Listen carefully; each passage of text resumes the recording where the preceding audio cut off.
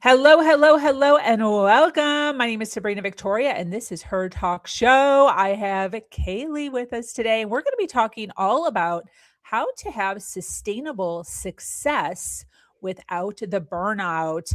We're going to be talking about the triumphs, the challenges faced by women worldwide, and offering insights and inspiration to fuel not only your personal growth, but also your professional growth. Let's jump in.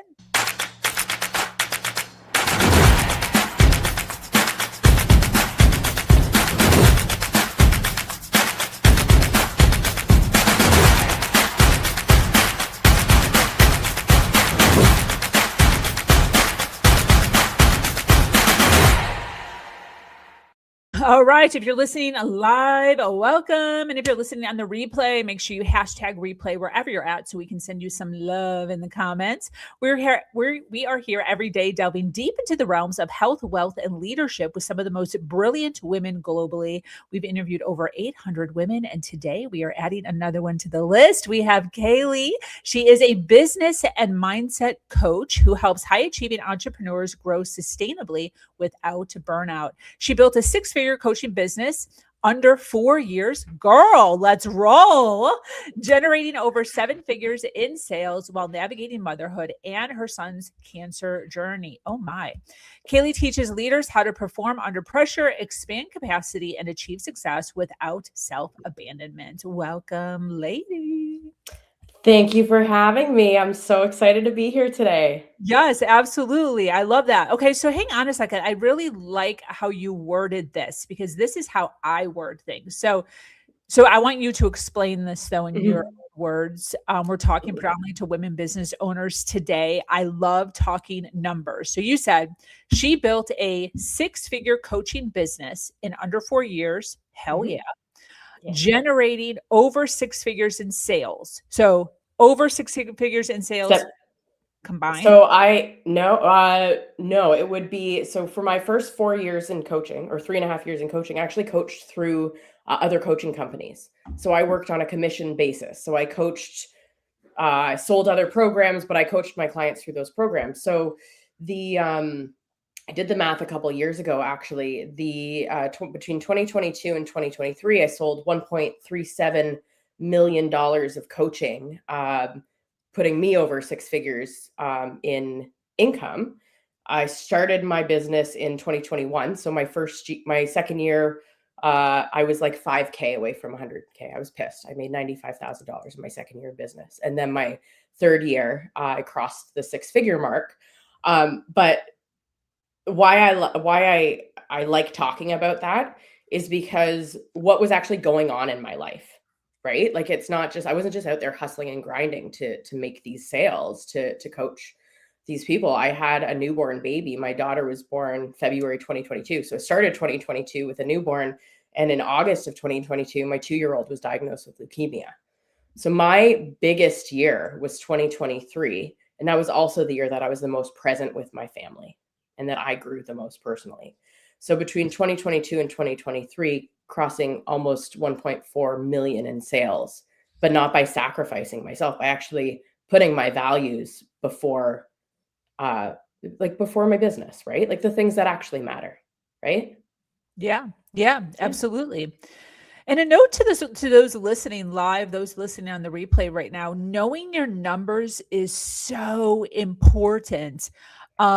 So that you know where you are and so that you have some place to go. When you're just totally winging it, girl, there's so much missed opportunity in what we call like the GPS, right? Like, where are you right now and where are you going? If there's no navigation whatsoever when it comes to the actual numbers, the actual, financial success of your business, girl. Mm-hmm. You know, my coach calls it, and I love it, is that's the throwing the spaghetti at the wall strategy, which is no strategy at all, right? Yep. Yeah, I call it baloney, but yeah, absolutely. Throwing baloney at the wall. It's like, what are we doing right now? Yeah. And then you just wait around and just hope some of it sticks. Yep. I love that. So listen, I'm really excited about this conversation because I am definitely the type of person that identifies as like a toxic hustler. I love freaking working. I am in a different area of my life right now. So I'm 43 years old. I have one child. I'm a single mom, so I don't have a husband, and my son is 22 years old. So the work day that I can do compared to moms, right, who I predominantly speak to, who have children that are in school from 10 to 2, and that's really the only hours that they can work, can be look extremely different, and also be a whole nother level of exhaustion. So I'm super excited about having this conversation. One of the things that I think is awesome that you say often is rest and self-care are not rewards or luxuries. And I think sometimes we think that, like we think like we'll sleep when we're dead. So I'd love for you to kind of, expand on that. What does that mean that it's Yeah. not just for the rich, the wealthy? Yeah, I love that. I want to add so this is how I had to reprogram myself to be able to rest and to be able to take pauses and realize this is a strategy, because the way I was programmed, and I find that a lot of people, a lot of women are programmed this way, is um if you're not tackling your to-do list and you're doing something else, you're being lazy. I don't know, does that resonate with you? Or like the Yeah. idea of rest, Yes. you have things to do, like Yeah. you just don't do that. That was how I was programmed. My mom is an amazing woman, but she's always on the go, right? Yeah. She always, so that was how I was raised. But I mean, I'm not unique in that way. That's how so many of us were raised. Mhm. So and when I say we, I'm generalizing, but I find for most people that rest is like, I'll go get a massage when this happens, or I'll take a break after I finish this, or it comes after something, not before something. And what I found is when I actually take a pause before I go to my to-do list. I have a client who actually called it my work, like her workflow. And I love that. I'm going to start adopting that, my workflow. So the things that I get to do today to move my business forward. If I don't pause before that, I haven't regulated my nervous system. I have Mm. 2 kids. They are now, my son's now 6 and my daughter is going to be 4 next month. So, I'm in the thick of it. My husband's a shift worker. 4 days a week, I'm doing the solo parenting, right? I call it wrangling the children, getting them out the door to drop offs. My daughter's still in daycare, right? So I get home, and if I don't pause before I start my workday, I'm less productive. Mm. So in the logical mind, it doesn't really make sense, because you're right. I'm that person who I work from 10 till 2, like 2:30 maybe. And so I'm actually taking a break before I start my day when I only work X amount of hours a day. But what I found when I do that, and I actually disconnect. So I usually take my dogs for a walk. I'm not listening to anything. I'm just connecting with myself. I take about 30 minutes from drop off to when I actually like sit down to get work done. That makes me more productive.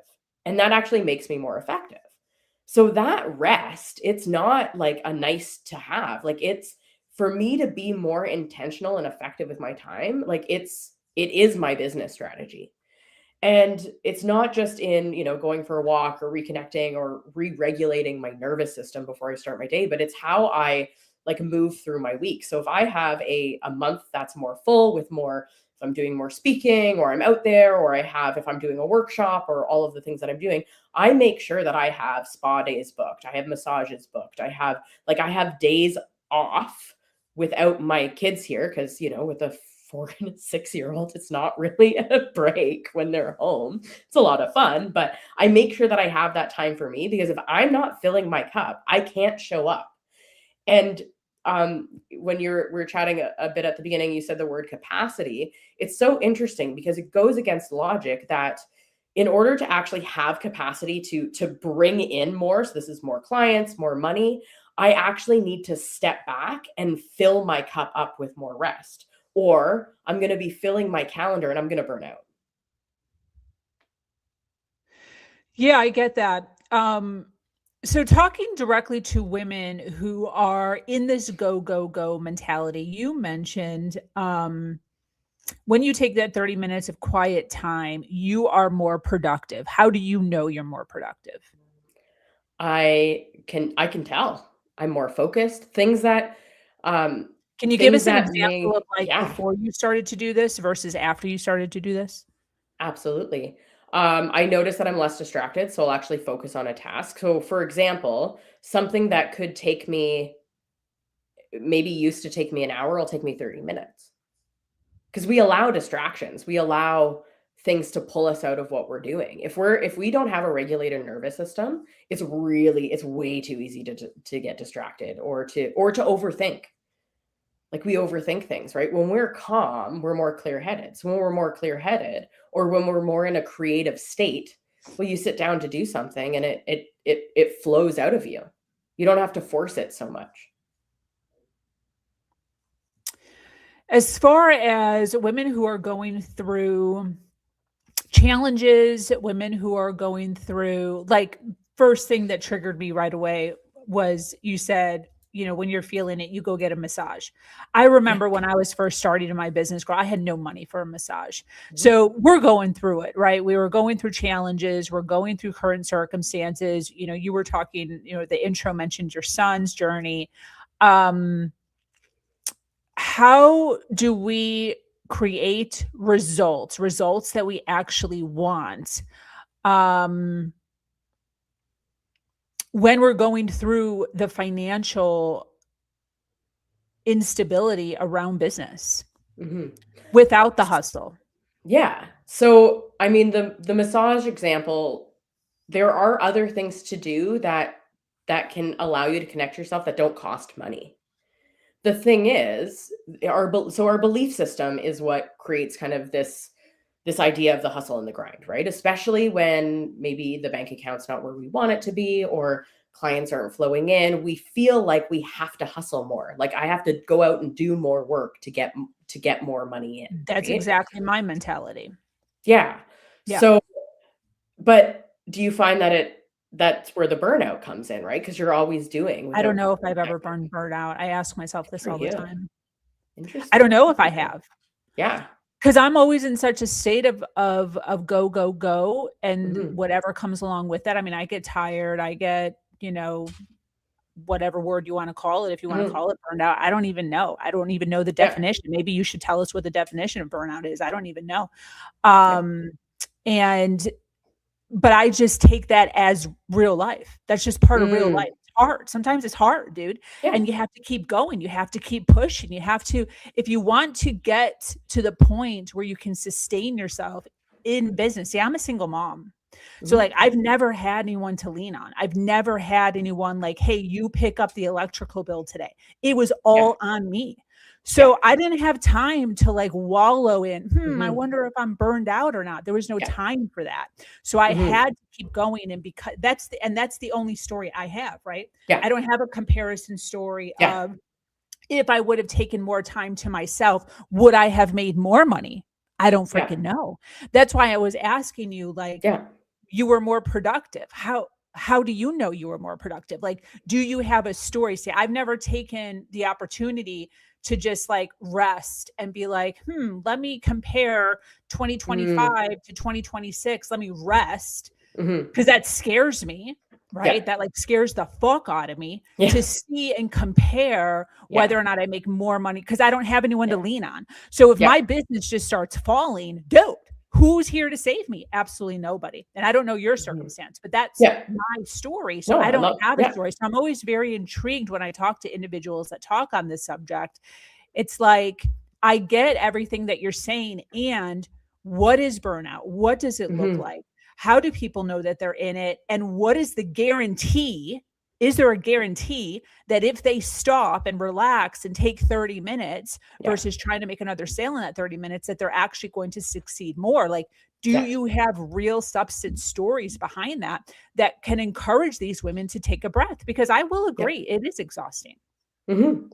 And, Yeah. I wanna touch on something that you said 'cause I wanna make sure that this coming from me is understood, is persistence is necessary, right? Like, I'm always going, I'm always working, but I'm doing it intentionally now. So, I guess my biggest example from that is when I 4x'd my income, so that would be in 2023, the first year I crossed 6 figures, was the first year I worked less, and I actually spent more time with my family. And when I noticed that things that I had shifted in myself, so with prioritizing self-care, especially with, that was the most challenging year of my life. That was the year, though, we spent probably half the year in the hospital with my son and all of the things, and had my young daughter at home. Um, but I made the most money. And so I really, really look at that, and I ask why. Well, why? Well, I learned how to be more intentional with that time. So I didn't give up. I was always doing something moving forward. But what I became aware of is when I was in this push energy, which is the hustle and grind, where, when you're doing the busy work, but it's not actually producing, but you're doing it because you're telling yourself a story that if I do all of this, it'll come in. I learned how to step back from the busy work and really only focus on the things that move the needle. And I think we spend so much time in the busy work thinking we're getting somewhere, but it doesn't actually come back. Does that make a little bit more sense? So I really learned how to, because I just like you, I didn't have a choice, right? I am fortunate. I have my husband. We have family here. We had a lot of support. I always like to say that I didn't just do this on my own. It did take a community. But it was really like I didn't have a choice. Well, what do you do when you are, you're building a business and you have to take care of your family? You have to care of your family, right? Like, people always ask me, well, like, oh, you were so strong through it. It's like, I don't have a fucking choice. Like, what am I going to do? Just like give up on everything because I was presented with a challenge? Like, no, it actually made me more passionate about the work that I do, because I look at how I would have responded to that, to the circumstance of, my son getting sick, before doing mindset work and before learning how to, for me, my biggest thing was self-worth. I had no self-worth for most of my life. So when I learned how to take care of myself, learned how to prioritize myself, what I actually had to do first was I had to build up my own self-worth, which is honestly one of the biggest things that I help my clients with, because that's usually especially women, that's the belief behind why they self-sabotage, why they burn out. They don't feel worthy of taking a break. They don't feel worthy of this, that, and the other thing, right? It all started with increasing my self-worth. If I hadn't done that work first, we wouldn't be talking right now, because I would have given up, right? So my challenge and adversity going through, what we went through as a family has made me even more passionate about my work. But I want to show more women that you, especially women, men too. I do work with men, but especially women, that you don't have to sacrifice your family for success or yourself for success. Right. And we, especially here in North America, like, it is that hustle culture, put everyone else first. Even though on the airplane, they always tell you to put your own oxygen mask on first, but we're never taught how to do that in real life. I don't know if Totally that get helps. that. I know Yeah. you talk a lot on self-sabotage, which I freaking love. I think this is one of the things that women endure so much in all things, not even just in entrepreneurship. I know that you do one-on-one coaching. So I would love for you to kind of let us know, like, when somebody comes to you that is going through it, right? The self-sabotage. And I think linked to this would be the what is that called when you you've got all the certs, you have all of the things, imposter syndrome. Mhm. Yeah. As far as, when somebody sits down with you, a client sits down with you, you're one-on-one, they're going through this stuff. What are some of the, like, can you share a technique or share a reframing that Mhm. you help these women through so that they can come out on the other side more powerful? Yeah, absolutely. I actually have an example. Yeah. I had a one-on-one with one of my clients this week, and I've been working with this woman, actually off and on for a couple years. She was a client at the last place that I worked, and then she came over, and has been working with me for the past 6 months. And she actually told me that she's had um, more like, yes, their financial results and all of those things, but she's developed more self-compassion in the past 6 months working with me than ever before. So her example was, she had a client reach out, and she runs her own business. She's a solopreneur, she had a client reach out, oh, can you do something for me at this time, or an interview or something. She's in writing, and she had a Pilates class. So old her would have looked at that Pilates class and said, oh no, you know what? I'll reschedule that, and I'll bend over backwards for my client. But for the first time in her entire, I don't know, 6 years of running her business, she said, I actually have another commitment. What other times do you have available? And it was no issue. So when we talk about like self-sabotage and the shift, it's learning to put yourself first and actually like, so in this example, for example, let's use the word example too many times in one sentence. She would have created a story around why she had to cancel that Pilates class, which is for her. One of her goals is she has a health goal this year, right? To serve her client, because that's how she makes money. That's how she supports her family. That's her livelihood. So the perspective shift is, I actually am worthy and I deserve to go to this class because it's supporting my goals. And I'm not going to create a story that, oh, if I don't do this and bend over backwards for my client, they're going to fire me. Because in the back of her mind, like in her subconscious mind, because a lot of the work that I do is subconscious reprogramming, in her subconscious mind, if I don't do exactly what my clients say, they're going to fire me. But that's not true. Your aligned clients are going to be flexible too. They understand. They also have a life, right? So it's those kind of reframes of learning how to say yes to yourself. And that doesn't mean she's saying no to her business. That just means she's asking for a different option, right? So I don't know if that answers your question. It's just an example that from a conversation this week that I really celebrated, because that's the first time she's ever done that. And her business is growing. She said yes to herself. She's been putting in more time for self-care, and her income has grown over the past 6 months. So logically, it still doesn't make sense, but we're starting to work on that reframe, because I'm worth it. I'm worth doing the things that make me feel good, because I know that I'm actually going to show up better when I'm aligned and when I'm in the right energy and the right mindset for my clients. I love that. What are some conversations? Because I know today we're speaking to primarily moms who are more than likely connected to someone, not actually married, but partnered in some capacity. What are some of the conversations that you encourage your clients to take with a husband, a boyfriend, their other half of some kind, in order to help them navigate burnout? What are some of the things that they absolutely need to be bringing to the forefront? So I think a lot of the reason why this happens to individuals is because of the lack of communication. They're just doing everything.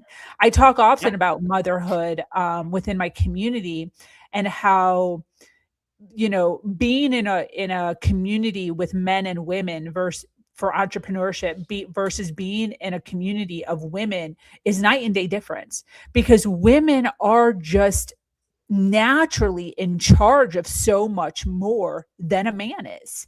We're talking about doctor's appointments, vet appointments, the kids are sick, laundry, so much noise, right? Birthday cards, getting the birthday gift. You have to call your mom, you got to call your sister, you have to call your best friend. These are things that men, a lot of times, who are in business, who are successful, they don't do any of it. There's very little noise. Their wife or their significant other is taking care of the noise, plus trying to run a business. So what are the conversations that you encourage your ladies to take in order for them to start to lighten their load a little bit, so there is time for self-care? You know what it is? It's not even the conversation. It's helping them build the courage to ask for help and not make asking for help mean anything. Ooh, okay. Because this is what I've found, especially with the women and the moms that I work with, is if I can't do it all on my own, I'm failing.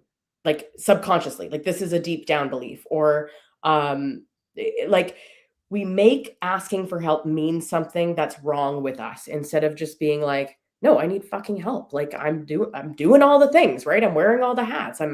So first it starts with just developing the courage to figure out, okay, where do you need the help the most? And what would that look like? and then ask for it. Okay, well, what if then sometimes the conversation, well, what if they say no? I said, well, then you stick with what you need and you just ask for it again. You got to figure it out, right? So even with that communication, it's honestly, it comes from having the courage to just ask for help and not make it mean anything, or ask to take a break without feeling guilty.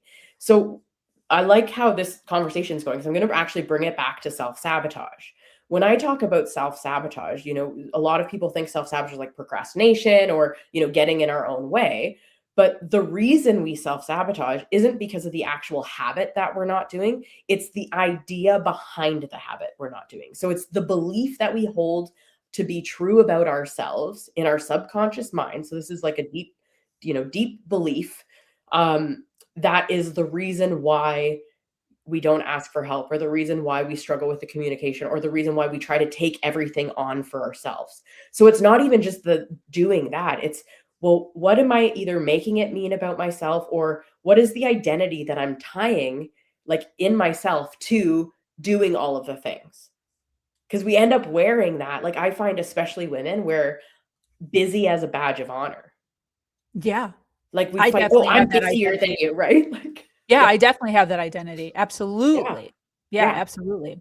So so it's reframing that and understanding what is the belief that you hold about yourself, and it's different for everyone, right? Like it's really getting into these questions to figure out, well, what is the belief that you're holding about yourself that is making busy as a badge of honor? So my client that I just shared with, the who went to her Pilates class, the belief that we're working on right now is that her worth is not tied to her output. So her worth for her entire life has always been tied to the grades she's got. So like going back to elementary school, right? Like the grades she's got, the amount of money she makes, the clients she ties. So her worth is always tied to something outside of herself. So all we're working on is helping her bring that worth in here. So develop that self-worth inside of her.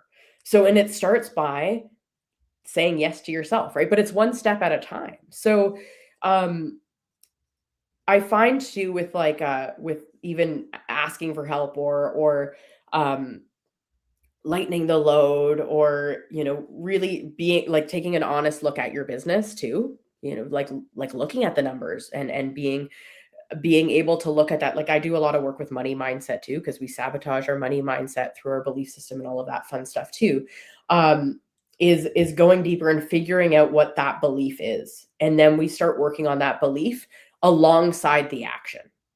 Because if you start to just try to change the habit without working on the belief, you're going to get into, like, it's a cycle, right? It's the hamster wheel. You're not going to be able to get off the hamster wheel, or you're going to commit and then recommit and recommit and recommit. And then you're going to get frustrated because you don't know why you keep recommitting, and you don't know why you're not following through on it. And what that frustration is actually doing is it's feeding into your lack of self-worth, or your low self-esteem, or whatever that belief that is actually what needs to change. It feeds back into that. So it's a bit of a vicious cycle, actually. Yeah, absolutely it is. That we just keep going around and around Yeah. with. Motherhood, entrepreneurship.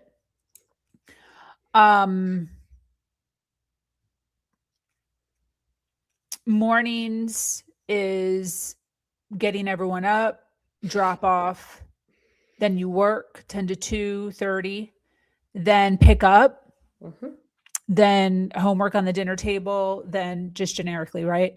Then making dinner, then husband comes home, then all the things. Where or how does somebody navigate fitting self-care? If you have a story, or maybe your own, is it only on the weekends? That's the only time available? Or how are you or your clients navigating through all this rigmarole? Yeah, love that question. First, I like to have people, and I'll share my own example, figure out what self-care actually means to them, because it's not always just bubble baths and like a meditation and a walk in the forest, right? Like that some of those things resonate with me, not always in every season either, right? So the first thing that I'll get my clients to do is understand, what are the things that you do that make you feel energized. So some people, it's like I love like when I have my jam on and I'm dancing, like that's when I feel the most alive. So if it's that, for example, which I also love a good dance party. I'm a big 90s boy band girl. So, Did you I'll watch throw Grey's on. Anatomy? I did, but like the first, I don't know, like the first 3 or 4 seasons way back in the day. So Part I'm of like the 25 seasons off, right? part of the ambiance of Grey's Anatomy is Meredith and her best friend, whoever the Asian woman is, but they have Yeah, yeah, dance parties. yeah, yeah. Yeah. Oh yeah, I So remember that. Yeah, whenever they're feeling sad, there's multiple like yeah, throughout episodes. It's always my yeah. favorite part. They just turn on the music and just dance. But I think for a lot of women, not, and I'm not I can't say every woman, but I think a lot of women love that. So if your favorite song is 5 minutes, you're telling me you can't find 5 minutes in the middle of your day to pause and put your song on and just fucking dance, right? Like, so this idea that self-care has to be a massage or a day at the spa or a bubble bath or whatever, sometimes it can be pockets of time that you use to fill your own cup. So it can be a dance. Sometimes I do like a 3-minute meditation or a small like breath work or a dance party, or I'll go for my walk or whatever. Like some mornings, no, I do have something scheduled, so I can't do my walk. So I'll do something else in the pockets of time that I have. It doesn't have to look like, I think, what we perceive self-care has to look like, right? So the first step that I'll get people to do is figure out, okay, what are the things that light you up? What are the things that energize you? And just write them down. So you actually have a list of things that make you feel good. So if you're having a busy day, where can you insert some of those things for 5 minutes, 2 or 3 times during the day? You can take 15 minutes to do these things, right? Like but you'll have to remind yourself to do it because they're easy to do, they're easy not to do too, because it's all habits, right? Yeah. So you Yeah. start inserting these things that light you up throughout your day, your whole vibration and your energy will shift. And this is where I would get more into, law of vibration, law of attraction, all of that stuff. I do step on the woo a little bit in the work that I do, but it's the more that you can infuse that stuff in. So I get it, right? Like my husband works shift work. He's gone 4 days a week.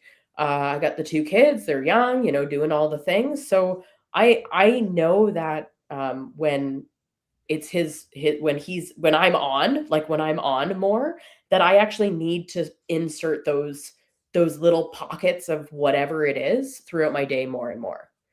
Logically, well, I also have to get all this shit done. So logically, it's like, well, how do I put that? How do I schedule this in? I had to reprogram myself again to believe that this was productive. So at first, I was like, this is stupid. Like, you don't have time to do this. Like these are the stories, right? These are the stories we Yeah. tell ourselves. Yeah. But I know enough about, energy, vibration, my attitude, my productivity, all of that stuff, that I just kept doing it, and I noticed the difference in myself. I noticed the difference in my state when and I'm sure you get this too. When you're feeling good, like work comes out, like it feels good to do the stuff, right? Yeah. When Yeah. you're like forcing yourself and slugging along, it doesn't feel as good. So how can you infuse the things that feel good? So if, for example, a lot of my clients are solopreneurs, so they're wearing all the hats, right? They're the CFO, CMO, they're their sales, they're delivery, they're all of the things. And usually there's an area of your business that you don't love the most. For most people I work with, it's the admin stuff, right? So, but you're still doing it at the beginning. So what I actually get my clients to do is, okay, before you sit down to do your admin, have that 5-minute dance party, do the visualization, put yourself in the space of your end goal, like visualize, what is this all for? Like put yourself in that state, then do the admin work, and then put yourself back in that state, because likely the admin work will try to take you out of that state. So it's just pockets of time of doing things that put you into that state and that vibration. That's awesome. I love that. For those listening live, really resonating with what you're talking about here, where's the best way to connect with you as far as one-on-one coaching, and getting a hold of you? You can go through my website, which is on the screen here. I have like a contact form. I'm email hello@kayleighkennedy.com. Instagram, the Kayleigh Kennedy, or LinkedIn, Kayleigh Kennedy.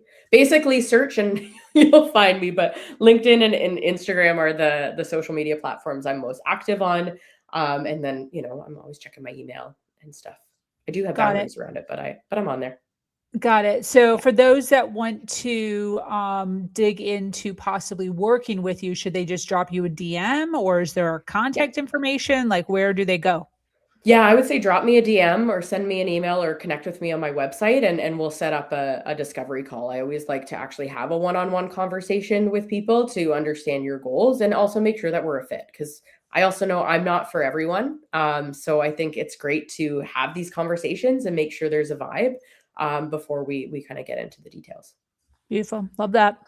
Very cool. For those of you listening live, thank you so much for being here. For those listening on the replay, make sure you hashtag replay wherever you're at. Like I said, if you're resonating with Kayleigh and all the goodness that she shared today, Instagram, Facebook, is that what you said?